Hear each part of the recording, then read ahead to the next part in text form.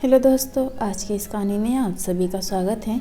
चलती ट्रेन में एक लड़का मुझे बहुत देर से देख रहा था और फिर जैसे ही रात हुआ वह अचानक मेरे पास आया और मेरा हाथ पकड़कर मेरे साथ। इसलिए कहानी को लास्ट तक सुने और अगर अभी तक हमारे चैनल को सब्सक्राइब नहीं किया है तो जल्दी से कर लें ताकि ऐसी कहानी रोज़ाना अब तक आसानी से पहुंच सके।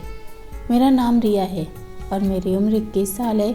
उस समय अभी अभी मेरी नई नई शादी हुई थी और मैं दिखने में बहुत ही गोरी और खूबसूरत थी। और नई नई शादी के बाद तो लड़कियों की खूबसूरती पर 4 चांद लग ही जाता है।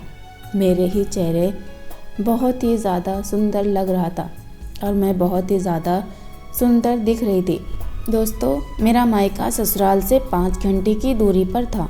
मतलब अगर मैं रात में ट्रेन पकड़ती तो अगली सुबह पहुंच जाती। एक दिन मैं मम्मी से बातें कर रही थी तो वह कहने लगी, बेटा तुम कुछ दिनों के लिए घर पर आ जाओ, मेरा मन नहीं लग रहा है। मैं बोली, ठीक है मम्मी, मैं पति से पूछ के बताती हूँ। और फिर जब मैंने अपने पति को फ़ोन किया तो वह ऑफिस में थे। उन्होंने कहा, जाओ रिया, वो मम्मी हैं आपकी, मैं कौन होता हूँ रोकने वाला। लेकिन वो बोले, रिया मैं आपके साथ नहीं जा पाऊँगा क्योंकि छुट्टी नहीं है, क्योंकि पिछले हफ्ते ही 5 दिन की छुट्टी ले लिया था। तुम्हें तो पता ही है ना, इसीलिए इस महीने अब छुट्टी नहीं मिल पाएगी। मैं बोली, कोई बात नहीं। फिर उन्होंने मेरी ट्रेन की टिकट करा दी। ट्रेन में तो मुझे कोई भी परेशानी नहीं थी, मैं आराम से चली जाती हूँ और आ भी जाती हूँ। उस दिन मैंने एक काले कलर की साड़ी पहनी हुई थी जिसका ब्लाउज़ थोड़ा गहरा था और बहुत ही अच्छा लग रहा था। खैर मैं स्टेशन 30 मिनट पहले ही पहुंच गई थी और मेरा सीट कंफर्म था तो मुझे टेंशन नहीं थी कि मैं आराम से बैठकर अपनी ट्रेन का इंतज़ार कर रही थी और सोच रही थी, यार कब आएगी ये ट्रेन और फिर मैं बैठूंगी। मेरे बगल में एक लड़का था, देखने में बहुत हैंडसम तो था लेकिन शरीर से लंबा चौड़ा था। उसको देखने से लग रहा था जैसे कि यह जिम करता हो। खैर वह मुझे बहुत देर से देखे जा रहा था, मतलब स्टेशन पर ही वह मुझे देख रहा था। मैंने सोचा क्या बात है, मुझे ऐसे क्यों देख रहा है। लेकिन वह बहुत हैरान और परेशान भी लग रहा था। उसके सर से पसीने भी आ रहा था। वैसे तो गर्मी था लेकिन इतना भी नहीं था कि पसीना आने लगे, क्योंकि हर स्टेशन पर बहुत अच्छे अच्छे पंखे लगे हुए थे। यह सब देखकर भी मैं उसे कुछ ना बोली और फिर इतनी देर में ही ट्रेन आ गई। मैं ट्रेन में बैठी तो मुझे पता चला कि उसका भी सीट बिल्कुल जस्ट मेरे सामने ही थी और कब से मुझे ही देख रहा था। उस समय रात का समय था और ट्रेन भी अपनी तेज़ रफ्तार पर चल रही थी। वो लड़का मुझे बहुत अजीब तरह से देख रहा था, कभी नीचे देखता तो कभी ऊपर देखता। अब मुझे बहुत गुस्सा आने लगा। उसे देखकर मैं सोची कि मैं उसे जाकर पूछ लूँ, क्या तुम्हारे घर में कोई माँ बहन नहीं है। इसीलिए फिर मैं सोची क्या तमाशा बनाना, कुछ बोलेगा तब इसको बताती हूँ। लेकिन वह कुछ बोल ही नहीं रहा था। फिर उसने देखा कि सब लोग धीरे धीरे सोने लगे हैं तो वह मेरे पास आकर मेरे सीट पर बैठ गया, क्योंकि उसकी सीट बीच वाली थी और मेरी सीट नीचे वाली थी। तो उसने कहा कि मुझे अभी सोने का दिल नहीं है, इसीलिए थोड़ा मैं बैठ जाता हूँ। उस समय रात हो रही थी। मैंने कहा कि ठीक है, कोई बात नहीं। इतना बोलकर मैं अपना फ़ोन चलाने लगी और अपने पति से बात कर रही थी कि मुझे सीट मिल गई है और मैं बैठ गई हूँ। उन्होंने कहा कि अच्छी बात है, तुम एक बार मम्मी को भी फ़ोन करके बता देना। मैं बोली, अरे हाँ, ये तो मैं भूल ही गई थी। अच्छा चलो, मैं आपसे बाद में बात करती हूँ, पहले मैं अपनी मम्मी को भी बता देती हूँ। यहाँ मैं ट्रेन में बैठ गई। फिर मैं उनका कॉल कट कर अपनी मम्मी को फ़ोन लगाई और मैंने कहा कि हाँ मम्मी, मैं सीट पर बैठ गई हूँ और आराम से कल सुबह तक पहुँच जाऊँगी, आप टेंशन मत लेना। वो लड़का फिर मुझे देखने लगा कि कल सुबह तक मतलब यहाँ रात भर रुकेगी। अब उसके चेहरे पर थोड़ा मतलब तसल्ली जैसा कुछ दिख रहा था। फिर मैं जैसे ही मम्मी का फ़ोन रखी तो उसने कहा कि अच्छा, आप कल सुबह उतरेंगी क्या। मैंने कहा कि हाँ। क्यों, क्या हुआ। उसने कहा, मुझे भी कल सुबह उतरना है। वैसे आप कहाँ जा रहे हो। मैंने कहा कि मैं तो शाहजहाँपुर जा रही हूँ।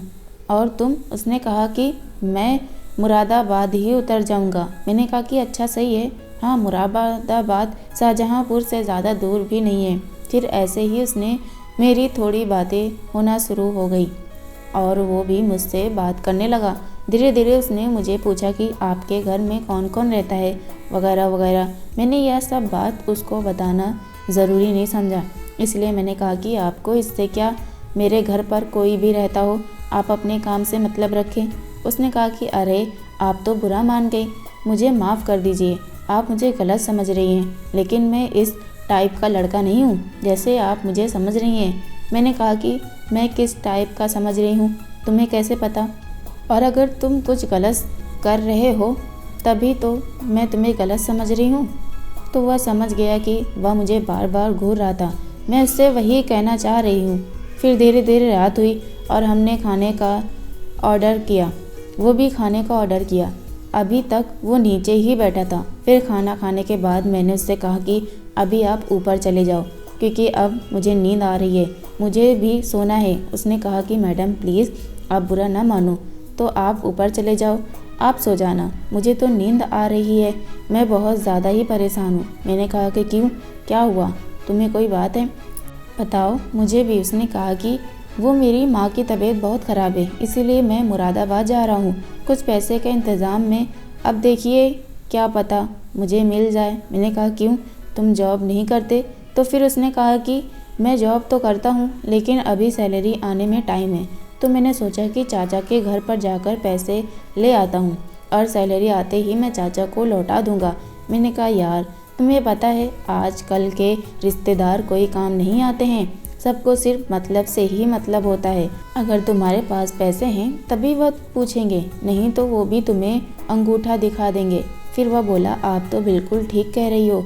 फिर वह मेरे पास आकर उसने मेरा हाथ पकड़ लिया, मैंने उसकी गाल पर एक तमाचा मार दिया। मैंने कहा कि बदतमीज़ हो क्या तुम? उसने कहा मैडम मुझे आप में एक बड़ी बहन दिखाई थी, क्योंकि आपने जिस तरीके से मुझे समझाया कि रिश्तेदार ऐसे होते हैं वैसे होते हैं, आपने मेरे दिल की बात छीन ली, इसलिए मैंने आपका हाथ पकड़ा। आप मुझे इतना गलत क्यों समझ रही हैं?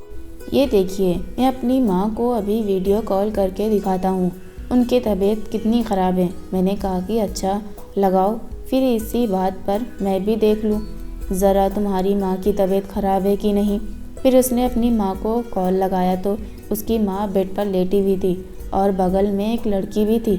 उसने फ़ोन उठाया, कहा हाँ भैया आप पहुँच गए? तो यह बोला कि नहीं अभी तो मैं नहीं पहुँचा हूँ, अभी तो ट्रेन में हूँ। यह देखो ये मैडम बहुत अच्छी हैं, इनका दिल बहुत ही अच्छा है, इन्होंने मुझे कहा कि अपनी माँ को दिखाओ, मैं उनसे बात करना चाहती हूँ, थोड़ा मम्मी को दिखाना।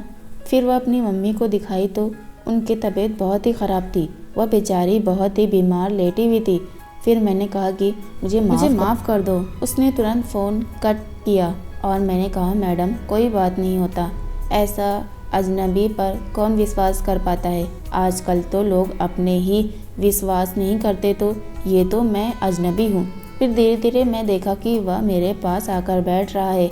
मैं गुस्से में बोली कि ये क्या है? उसने कहा कि मैडम एक बात बोलनी है आपसे, आप बुरा ना माने तो मैं कह दूं? मैंने कहा हाँ बोलो। उसने कहा मैडम अपना नंबर मुझे दे दीजिए। मैंने कहा क्यों, मैं अपना नंबर तुम्हें क्यों दूं? तुम्हारा दिमाग तो ठीक है ना, मैं एक शादीशुदा औरत हूँ। मैंने कहा कि मैं जानता हूँ, इसीलिए तो मैं आपको बहन मानता हूँ। बहन बोला, और कोई भी अगर लड़की होती ना आपकी जगह मैं आपको बहन ही मानता, क्योंकि मैडम मेरी भी एक बहन है और मैं सबको अपनी बहन की तरह ही मानता हूँ। मैं जानता हूँ कि आज मैं कल को किसी बहन के साथ बुरा करूँगा तो मेरी बहन के साथ भी बुरा हो सकता है, इसीलिए मैं सबकी इज्जत करता हूँ। मैं बोली अच्छा तो फिर यह बताओ तुम मेरा नंबर क्यों मांग रहे हो? उसने मुझसे कहा कि मैडम मुझे पैसे की ज़रूरत है, क्या आप मेरी मदद कर सकती हैं? मेरी जल्दी ही पैसे लौटा दूंगा, आप मेरा नंबर भी रख लीजिए और मेरे घर की बहन का भी नंबर रख लीजिए। मैं थोड़ी देर सोचा और मैंने सोचा कि यार यह अजनबी है, पता नहीं पैसे लौटाए कि नहीं, क्या करेगा क्या नहीं, कभी ये सही बात कर रहा है कभी गलत। मुझे तो इसके बारे में कुछ समझ ही में नहीं आ रहा था, लेकिन फिर भी मुझे याद आया कि वीडियो कॉल पर इसकी माँ को देखती थी। फिर मैंने कहा कि अच्छा तुम रुको। फिर मैं अपने पर्स में 2000 थे, मैंने उसे दे दिया। उसने कहा शुक्रिया मैडम, मैं आपको अपनी सैलरी मिलते ही तुरंत लौटा दूंगा। मैंने कहा अच्छा कोई बात नहीं, ठीक है। मैंने सोचा इसकी माँ अभी बीमार है और इसको पैसे की ज़रूरत है, तो क्यों ना दूँ। मैं अभी मेरे पास पैसे हैं, कल को मेरी हालात अगर ख़राब हुए तो आज अगर मैं किसी की मदद करती हूँ तो कल भगवान मेरी मदद भी ज़रूर करेगा। ये सोचकर मैंने उसे पैसे तो दे दिया थे। फिर जैसे ही मैं अपने घर गई तो मुझे पता चला कि मेरे पति का प्रमोशन हो गया है। यह सुनकर मैं बहुत ही ज़्यादा खुश हुई, लेकिन मैं अपने मम्मी के यहाँ पर थी तो मैंने कहा, मम्मी अब मुझे जल्दी घर जाना है, क्योंकि मैं इस खुशी में अपने पति के पास रहना चाहती हूँ और उनको भी मेरी ज़रूरत होगी, क्योंकि मेरे पति अकेले रहते हैं तो कुछ भी होगा तो सेलिब्रेशन नहीं कर पाएंगे। अगर मैं रहूँगी तो छोटा सा पार्टी भी हो जाएगी। मम्मी ने कहा कि ठीक है बेटा, अब तुम पराई हो गई हो और मुझसे ज़्यादा तुम्हें अपने पति से प्यार है। तो मैंने कहा कि मम्मी आज तक मैं यहाँ पर थी तब तक मुझे आप लोग को देखना था, लेकिन अब शादी हो गई है तो मुझे मेरे पति को भी देखना है ना। वैसे भी आपकी तबीयत अभी ठीक है, आपने तो मुझे सिर्फ देखने के लिए बुलाया था। मैं बाद में पक्का आऊँगी और पति को भी लेकर आऊँगी। उन्होंने कहा कि ठीक है बेटा, जाओ और मेरी तरफ से दामाद जी को भी बधाई देना। मैंने कहा कि ठीक है माँ। फिर मैं गई और आते ही अपने पति को गले से लगा लिया और मैंने कहा कि बधाई हो जान, आपको प्रमोशन हो गई है। उन्होंने कहा कि थैंक यू रिया, तुम मेरे लिए कितनी जल्दी आ गई, तुम बहुत ही अच्छी बीवी हो। मैं बोली, यह सब तो मैं आपकी वजह से ही इतनी अच्छी बन पाई हूँ। फिर उसके बाद मेरे पति बोले, पता नहीं आज मेरे बॉस मेरे ऊपर इतना मेहरबान कैसे हो गए कि मेरी तुरंत अचानक से ही प्रमोशन हो गया। मैं तो बहुत दिन से सोच रहा था कब होगा, लेकिन देखो न हो गया।